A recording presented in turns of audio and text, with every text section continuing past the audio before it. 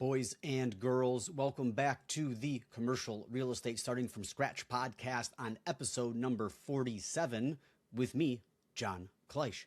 If this is your first time tuning in, greatly appreciate you doing so.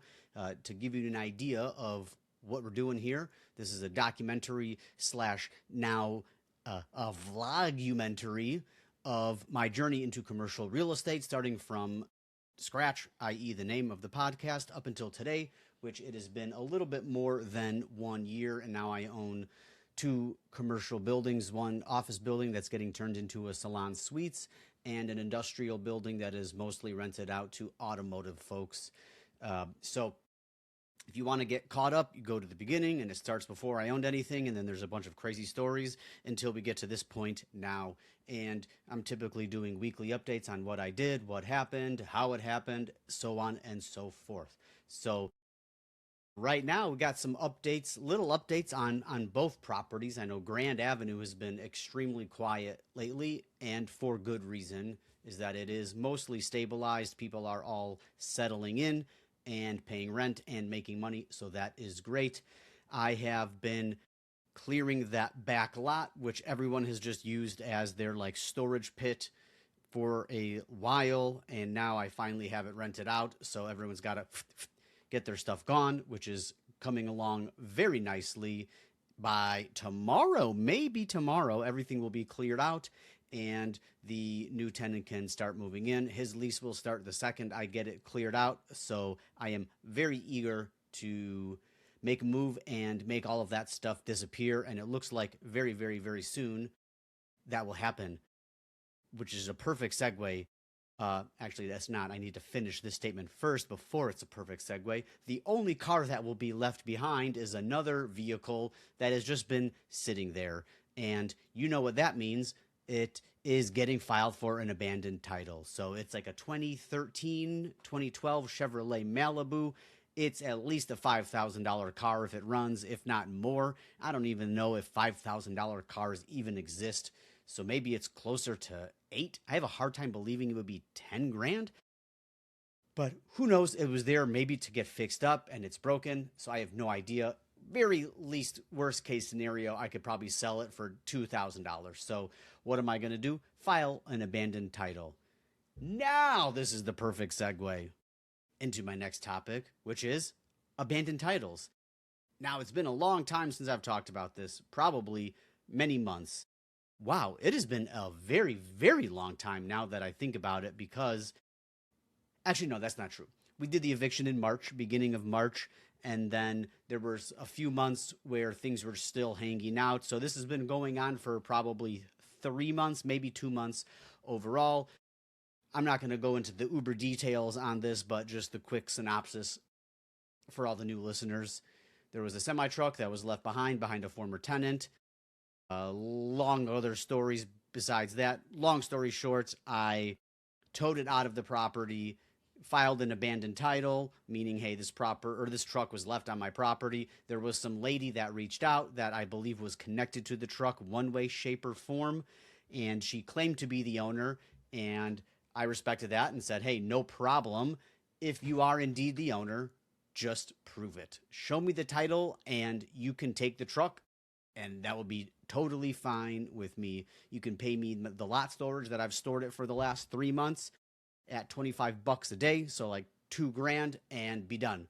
Well, I filed an abandoned title. Well, I talked to her and I just filed the abandoned title, knowing the process would reach out to the potential real owner. And this lady got drummed up some way, shape, or form. I don't know how, but she called in complaining.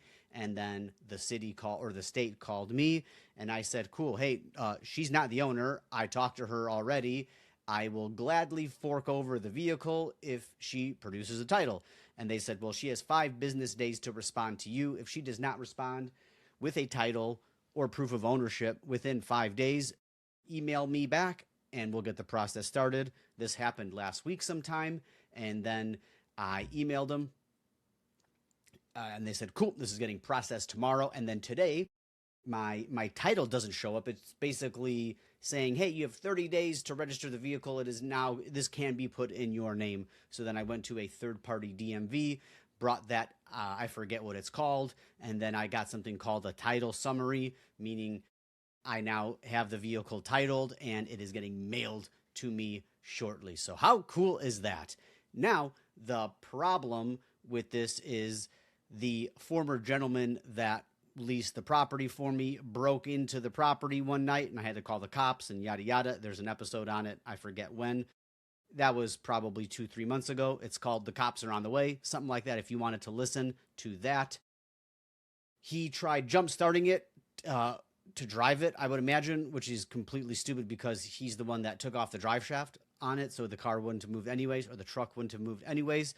But he tried improperly jumping it with underpowered cables, and those cables set on fire, which then caught the engine bay on fire. So there's that, which really sucks. This thing got titled or when it was purchased last in 2021, it had 500,000 miles on it. And that was when the truck was 3 years old. So if this thing could very well have 1 million miles on it, but I'm told that's still okay. These trucks are built really well, and apparently they last a long time. But hey, we're not here to talk about semi-trucks, so let's stop rambling, John. Either way, these trucks in good condition, 500,000 miles, they look like they're trading at like 40 grand. So that's obviously not the case. I'm thinking 30 grand would be tip top. Plus, if I need to fix some things, I'm counting on getting 20 grand for this truck, basically, at the end of the day. And if it was less, I wouldn't even care. This may even put me very close to break even on that tenant that I had to evict. So it'd be great to get some cash infused into the business because we need it for Thunderbird. Perfect segue into Thunderbird. Golly, am I getting good at this thing or what? I think I'm just getting lucky. But whew, that was smooth. 2 perfect segues in a row. I can't believe it. Golly, no wonder I have a 50%, top 50% podcast. Actually, you know what? I don't anymore. That was just one episode, so that was a shame. We're back to the doldrums. Either way, we're digressing. Back to the book. Thunderbird. So we definitely need money for Thunderbird for obvious reasons. We are just bleeding money from that place on a daily basis to the tune of $250 a day, just in interest payments alone. And then now, let me see here. Which direction do I want to go? We'll continue on this one. And now the funny thing is I have 4 tenants. Let's go back one step. I got that lease signed, officially signed, sealed, and delivered. There was supposed to be 2, but the husband, I'm assuming, got cold feet and made up a bunch of excuses on why he couldn't. Fine, no factor. We got the one where she signed the lease, and she has paid her deposit and first month's rent, so that's fantastic news. Wonderful way to start off that week, or this week. I actually got it done. I think she signed it towards the end of the weekend, and then she paid for it today, something like that. Either way, very recently, so that's great news overall. So now that brings it to 4 tenants total, 2 Salon Suites folks and then 2 office folks. So the problem, I was talking to somebody today, they're like, oh, wow, I hear you're starting to get leases. That's great.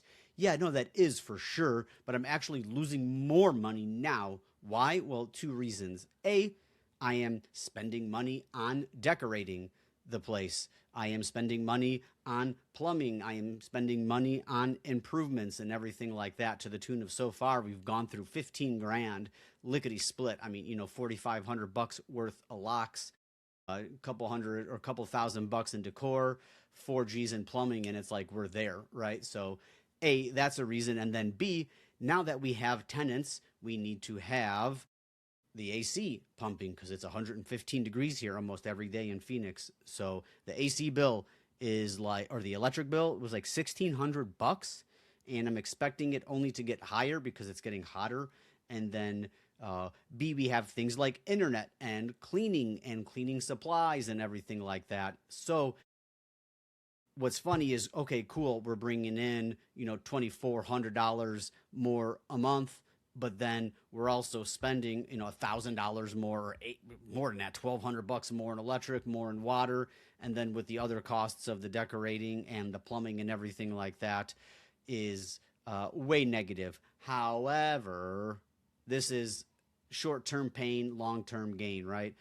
We have no problem spending all this money, losing money right now for the future. So, oh, no more good segues. Gosh, I'm out of them. But we're gonna stick on Thunderbird since this has been the biggest topic lately because this one is requiring all the work. So I have been back in town now for about 3 weeks from my Chi-Town trip, and maybe a month actually. It's been about a month. So yeah, that's like 4 weeks that we've been basically back. And I got one lease signed, and that's not very good because we need to be getting somewhere to the range of like 2 to 4 per month. So that's why I was really excited to get that duo, that two-person team signed up because that would have put a good chunk in it. However, with that not happening, a little bit upsetting on that end because that was like something like $1,300. It was like basically 350. So what is that? $1,400 a month coming in. That would have been huge. That would have. And then the other thing that sucks is they told me yes. These are folks that I've been talking to for a long, long time, and I met them both several times, and then they were just waiting on the plumbing. I got the word for the plumbing. They came back, viewed it again, and said yes. We agreed on the price, the terms, everything. They said, send us over the contracts. So then my plumber was on a tight schedule and I needed to get plumbing done in both of these rooms. So then I went out and had my plumber get out there over the weekend on Saturday, run plumbing to those two suites. So I guess the bummer part is that the room that homeboy was going to get was the most expensive. That was $3,500 to get plumbing to it. And now that's vacant, but it needed to get done anyways. Now, however, the only other problem is that this is my biggest room. It's my straight up biggest office suite. It's the corner one with both windows. I mean, it's the epitome of a corner office. Very cool. Now that has plumbing, and I'm noticing everyone wants like a cheaper room, a cheaper room, a cheaper room. Well, it's like shit. Now, if I have a hairstylist come in that needs a sink, I got to go spend another maybe $3,500, at least $1,500 to get her into a room that has water. So obviously I jumped the gun a little bit. However, with the scheduling, and I knew I was rolling dice, put it that way. And I'm not even that overly upset about it. It's $3,500. It's not going to make or break us. But I mean, having $3,500 right now would go a long way, right? I could put that into another room or put that into a room that would be a much cheaper room to get plumbing into and would have had $2,000 left over for other miscellaneous things. So overall, not too upset about it. However, I thought it was important to note because that's just how many things are happening all at once. And I've talked about this many times where there are so many decisions that I make that are affecting the next 2 to 3 to 4 decisions that I don't even know I have to make yet. So there's a lot of times where I'm saying, okay, let's do this. And then we get down that path and it's like, well, shoot, now we got to redo this or redo that. And that's where a lot of the hesitancy of my decisions has been coming from because there are so many things waiting in the balance that I just don't know are there. I'm playing blind basically, and I'm trying to make the best decisions I can, but sometimes things like this happen. So overall, not too bad. I'm not too concerned about it, but if it was a bigger mistake and it cost $5,000 or something, that would definitely be a big deal. One of the major decisions I have right now is a washer and dryer. I know that many people need them. I have been telling people, oh yeah, we're going to get it. We're going to get it. We're going to get it. The current tenants I have right now they're not asking for one right now. So that is kind of on the back burner, definitely. But however, one thing I do want to switch topics to, I'm still Thunderbird, but as you know, I've been struggling to find a designer that's any good or that would even realistically get in touch with me. There was one lady that I reached out and I haven't gotten back to her yet, which is moot point because I have been just relying on AI making the picture, and then I am going on Facebook Marketplace and Costco.com and other, Amazon, looking for certain things that kind of fit that mold. And I've been bringing these things together, putting them together at my house, and my wife was just like, dude, those look like ass. That looks like shit. What are you doing? That's ugly. These chairs are ugly. Oh, those were $300. Yeah, that's not going to work. What were you thinking? Why did you do this? And then I'm like, oh God, the place is going to look terrible. And then I put some things there and it just looked very like it was just exactly like it looked like I designed this place, right? Which is not a good thing. And I was getting kind of upset, like, golly, I'm starting to spend now, like I was probably $1,000, $1,200 deep into this decor, and it looks like ass. So then I'm just like, I was pretty bummed out, and I was already having a busy week, and that was just kind of dwelling over on me. And then I found some chairs that I really liked that I thought would go really well. I just literally dropped what I was doing, grabbed them, didn't even get that great of a deal on them, and they were far away too, man. They were like 45-minute drive. But I liked them so much that I was like, I think this will work. And I had a few other things. I forget some random things here and there. And I brought them out to, I had another chair and a lamp and some things. I brought them out, dropped them off at Thunderbird, and oh my gosh, those few last touches that I added really, really pulled the place together. Now, if you follow me on Instagram, which I know all of you do, I posted pictures on there, and the feedback I got was fantastic. I sent the picture to my business partner, and he first asked me, "Hey, is this AI?" I said, "No, fool, that's me. That's JK47." Actually, I forgot to mention this. This is episode number 47, my favorite number. If you know me in real life, you know that my gamer tag / like quasi nickname is JK47. So hence my favorite number being 47. So happy 47th episode to the JK47 actual. Now I completely forgot what I was talking about. So let me regroup and gather myself here. What a shame. Oh, the design. So that all came together really, really nicely. The feedback I got was fantastic, and I felt really, really, really good about it. I got another olive tree for this area upstairs where I put another Costco rug, and I bought some Temu chairs. I bought Temu chairs for the first time. They actually are really solid, really, really good chairs. I am blown away. I was very nervous buying off Temu, very hesitant, but man, oh man, they're heavy, they're solid, they're well put together, they're strong and sturdy, and they're very comfortable. Couldn't believe it. So I got that upstairs area decorated with that, an olive tree, a rug, a lamp, a table, and that cool guy sitting chair from Temu, and that looks really good too. So after that, I felt really, really, really good about the place, just being there. I got a good vibe. I got a good feeling from it. The current tenant I have, the massage therapist, said that all of her clients mention it right away when they walk in, and they love the theme, and they say it's all looking really good. I also got these cool fake swirly plants. I know if you're not watching, you're not seeing what I'm doing here. I have no idea what they're called, but they're like elegant looking, and they're like bushes, and it looks like some rich guy Italy kind of themed plants that I put outside that I got from a rendering from Chat GPT or whatever it's called. And the only thing that it's missing it came with these really shitty black pots that are just super cheap, and I can't have that. It just looks terrible, honestly, sitting out there right now. So I'm like desperately looking for these big, large stone planters that are like travertine like, stone like, and it's like impossible to find. And the ones I do find that I like, they're like $250 each, and these plants were like 60. Now, I know it's okay to spend money on the pot, but I'm getting to the point to where it's like I don't want to spend $500 on no pots. So unfortunately, that's going to have to sit there. But long story short, my lack of design prowess and skills is actually, I'm not saying I'm getting good at it, but I was able to copy that picture and find the stuff and put it all together. And it just really, really, really started to come together. And I changed the profile picture on the Facebook listing, and I still haven't gotten a lot of traction on that listing side. And I know we touched on this earlier, but yeah, it's been 4 weeks since I've been home. Only got one lease signed. My leads are coming in. I'm getting about 7 to 8 a week. I'm spending about $4 to $5 a day on the Facebook boosts. But what's been going on lately is that someone reaches out, "Hey, is this available?" "Yes, it is." Ghosted. "Are you no longer interested?" Ghosted. "Hey, I know you reached out.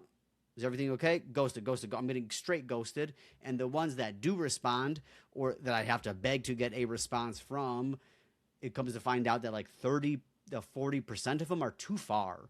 So that's a problem too. If I'm paying for all these boosted leads and I'm just getting a lead that I'm counting as a lead, but it's someone that wouldn't even rent because it's too far, that's, I don't know if there's anything I can do to stop that. Unfortunately, I'll have to check and see, But that's one thing I noticed today, and actually had a conversation with my partner about it. And it's like, dude, we need to figure something else out, because we can't be getting one person a month. That's just not going to fly. So we are working on Facebook ads, and he's got a team of people. One of them is apparently a good marketing gal. So she's getting the Facebook ad, like the actual ads, not a marketplace boosted listing, set up. And she says the best thing to do is to get a website, a Google Me page, a Facebook page, and get it loaded with pictures and videos and blah, blah, blah. So she's taking care of that. I didn't realize you needed all of that, and maybe you don't. Maybe she's just being particular. However, we're going to let that happen, let them run, see what else I can drum up off of the Facebook marketplace for the time being.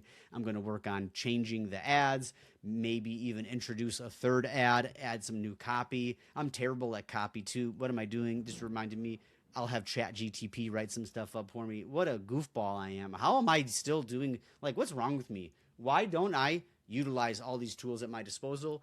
Oh, I don't know. Okie silly dokie doke. I'm an idiot. I guess that's it. That's got to be it, right? Like ChatGTP could write me up something lickety split in 2 seconds, and here I am struggling. Blah, blah, blah, blah, blah, blah. Another thing I do want to do is get a video up there. I know videos do really well, so trying a video walkthrough, maybe sped up with some cool guy music and some flashy things and words and cool stuff on the screen, will probably suffice. And guess what? I'll have AI make that too. I'm not going to make that. So those are the things that I have going on. My main priority right now is, like, I'm glad that the kind of design is getting there. It's not done. It's definitely not done. Maybe 60, 70% done. It's good enough. Put it that way. Good enough for government work. Now I got to focus on getting some more people in that door.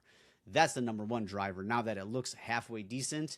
So number one priority is figure out how to do that. The only thing I know how to do right now will be to get my Facebook posts or my Facebook marketplace ads, get those short up, change them, update them, maybe even blast one, delete it, and start from scratch all over again, which is what I'm going to do right after this podcast. So I know that helps out to get a little fresh thing going. So I'll make a new one and delete one that's not doing so hot, and then we'll call that good until I think of another way to get more people in door. But that is pretty much it for what happened this week. I drove by Grand literally today, dropped off some sinks at Thunderbird, and everything is kind of going. It's going for sure. We're definitely heading in the right direction. I'm starting to get a little impatient with Thunderbird. Really thought we would be getting more traction. I thought 1 to 2 a month was going to be like the baseline, but 1 a week was kind of where we would live in a good little zone. And now that we're 1 for 4, 1 lease for 4 weeks, yeah, something's got to change. Something's got to change. So this week is going to be dedicated to exactly that. Something's got to change. That's going to be the name of this episode. Usually I don't name them during the episode. I come up with it afterwards, but you know what? I already forgot what I just said, so I'm going to have to probably pick a different title when that time comes, when I go write the description for this. But guys, that's pretty much where we're at. I gave a really good recap of how everything looked over this week, and excited what's going to happen here this week. Hopefully I can get some showings in here. That's the goal. Showings, right? So hopefully I can get some showings done. If I can show the place to 3 people, I know one person's going to say yes. So that's my goal, is to get some showings by changing my Facebook posts and drum up some traffic. Guys, really appreciate you tuning into the episode. I know I mentioned this during the episode, but if you're not following me on Instagram, go follow me. I post a lot of pictures on there. You can see the buildings, the walkthroughs, and the cool stuff that I'm doing on that. It's john.kleisch. My name is spelled out in the title here somewhere. Maybe there's even a link in the episode description. I don't know. That's something I should probably do. And but more importantly, stop what you're doing and hit pause, or still listen if you wanted to, and go find out where to leave the reviews on the homepage for this podcast, and just hit 5 stars. You don't even have to write anything. Just click 5 stars and then send it. Those reviews are extremely valuable to me, and I really appreciate you doing that. And then one more big favor: if you do know somebody that would get a kick out of a podcast like this for any reason whatsoever, do me a favor and share it to them, and then tell them to leave a review as well. If you guys did that for me, I would be forever grateful. Thank you so much for listening. Thank you for all of your support. And just like that, we're out of here. So take her easy.